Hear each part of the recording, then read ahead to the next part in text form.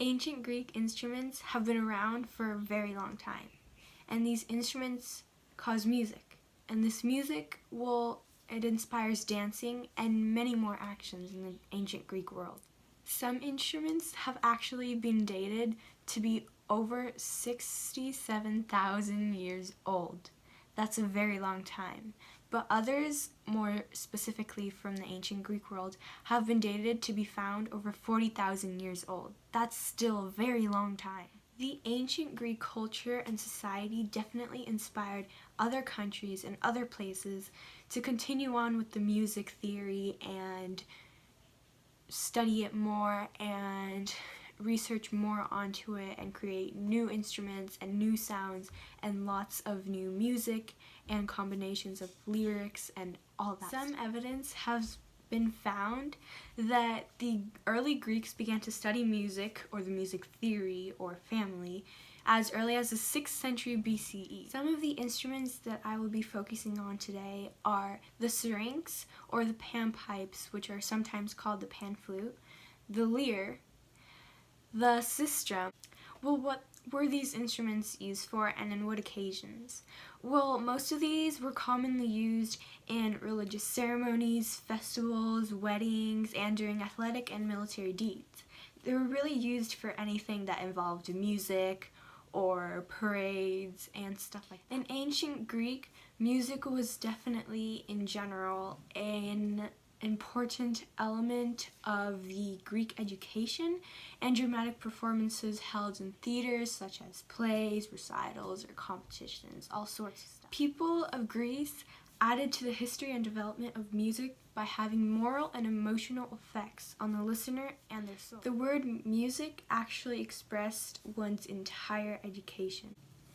Now moving on to specific instruments and when they were used and what they look like.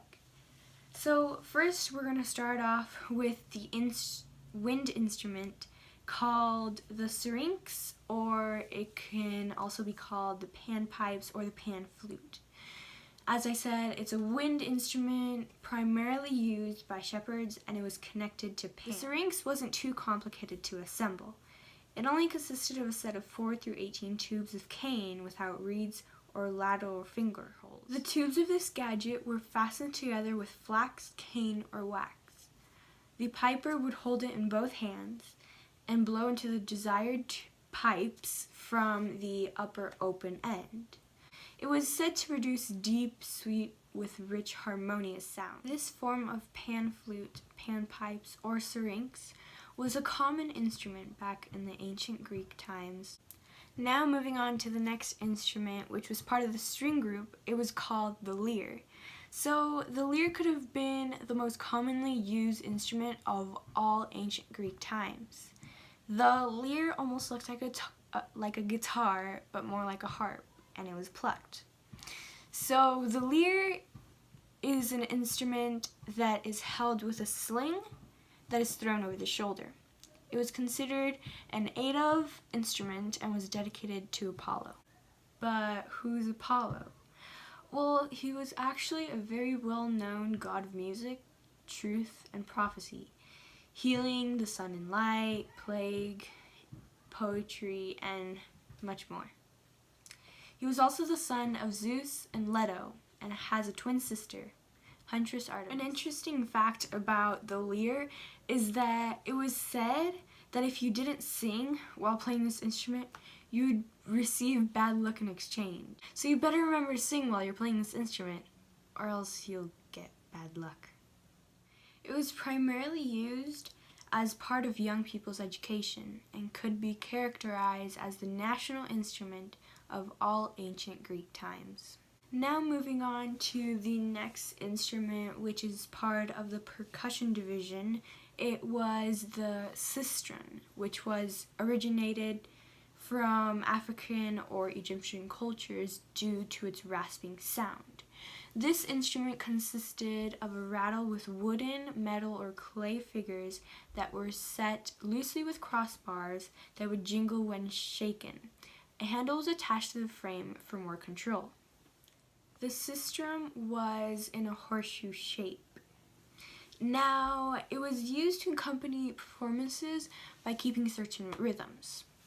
It was also used in the cult of the goddess Hathors, whom later emerged as Isis, the maternal and life-giving goddess, which then spread with the cult throughout Roman Empire. Ancient Greek instruments continue to inspire thousands and motivate more and more people as they grow on and their research gets better, opening up horizons and giving inspiration to those who want to work with history, music, math, physics, language, theater, and of course, the making of instruments.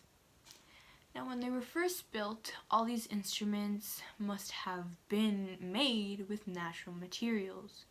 There was no such thing as robots to make these instruments for them, so they were handmade, precise, specific, and delicate. So they weren't as advanced as the instruments of today, and they were definitely delicate because of the materials that they were limited. Instruments of ancient Greece will continue to inspire and influence much more traditions, music, dances, parades, all of these types of things, and they will definitely be taught to other people from different places of the globe and how they started their instruments and how the history of instruments began.